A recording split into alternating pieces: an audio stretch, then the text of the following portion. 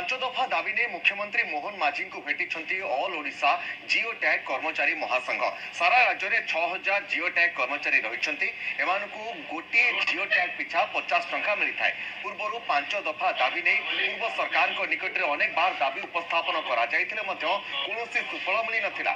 7 वर्षर अभिज्ञता आधार में सरकारी कर्मचारी मान्यता सहित पदोन्नति भली पांच दफा दाबी मुख्यमंत्री पाखरे जनाई भुवनेश्वर जिओ टैग कर्मचारी एकाठी हुई परस्पर समस्या संपर्क में आलोचना होता। आमर 30 जिला 314 ब्लॉक रे प्रति जीपी रे जड़े लेखाए पाखापाखि 6000 पिला काम करुछु 2017 मसीह किंतु सरकार पाखे आम 5 दफा दाबी रखी से दाबी विगत सरकार पूरण करले नहीं। एबे आमे जो नूतन सरकार आइछन्ति मोहन चरण माझी सरकार को दाबी पत्र उपस्थापना करिछु।